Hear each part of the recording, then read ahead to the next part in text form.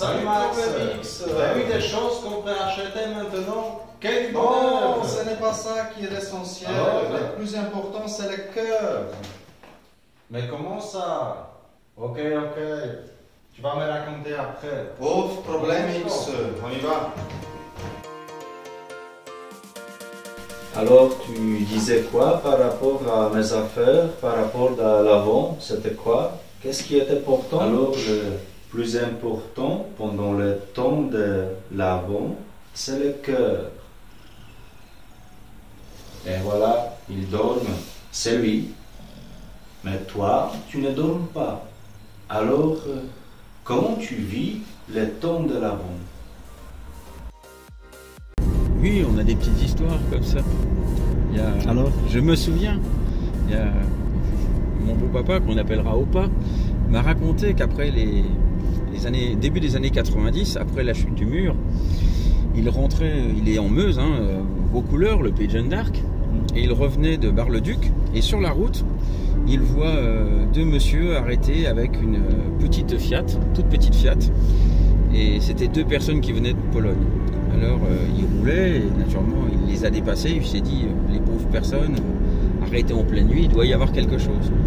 Donc il a fait demi-tour, il a reculé, il est venu les voir et il leur a demandé d'où ils venaient. Et c'était deux jeunes qui avaient fait toute la route depuis la Pologne et qui étaient tombés en panne. La nuit était déjà là, ils ne savaient pas où aller et ils ne savaient pas comment dépanner la voiture. Alors, ça a été une grande nouveauté pour sa famille, parce qu'il s'est dit, je ne vais pas les laisser comme ça sur la route. Il leur a dit, on s'occupera de la voiture demain. Il a pris leurs bagages, il les a mis dans sa voiture, il a dit, vous allez venir à la maison.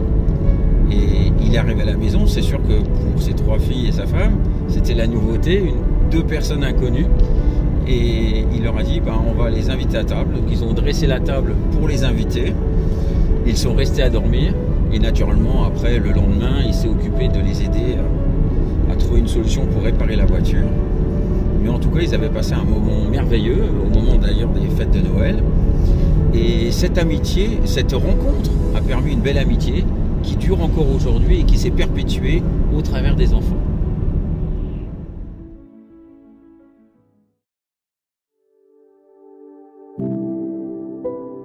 Premier dimanche de l'Avent.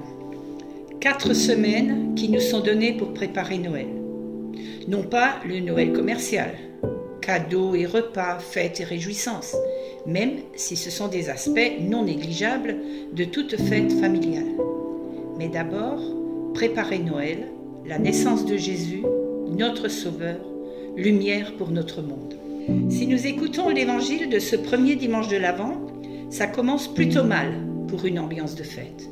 Une vraie scène d'apocalypse.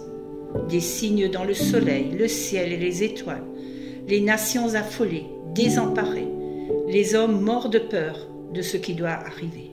Et c'est dans cet affolement général que le Fils de l'homme viendra. Ce qui est décrit par saint Luc ressemble étrangement à ce que nous vivons ces derniers mois. Crise sanitaire, écologique, crise financière, économique, crise partout. Et la plus grave des crises, la crise de confiance. À qui faire encore confiance aujourd'hui? Et c'est là que nous est proposée une nouveauté. La nouveauté, la bonne nouvelle de Noël. La naissance du Christ qui ouvre un horizon que le quotidien lourd et trop pesant nous avait fait perdre de vue. Mieux vaut s'appuyer sur le Seigneur que de compter sur les puissants, dit le psaume 117. Redressez-vous, relevez la tête, ajoute Jésus. Restez éveillés et priez. Voilà la grande nouveauté. Nous avons un point d'appui, un point sûr. Il y a au fond de notre cœur une lumière qui peut lever tous les voiles de tristesse qui obscurcissent notre cœur. Notre confiance s'enracine dans cette certitude qui nous est transmise de génération en génération. Le Christ Jésus est venu à notre secours. Il nous a sauvés une fois pour toutes. C'est en ce nouveau-né, qui sera déposé dans la mangeoire dans 4 semaines, que nous mettons notre confiance. Il est la lumière, l'unique lumière qui tienne. Il est le sauveur de notre monde qui est tellement en perte de repère. Priez en tout temps, dit Jésus. Ainsi vous aurez la force d'échapper à tout ce qui doit arriver. Vous le croyez? Vraiment?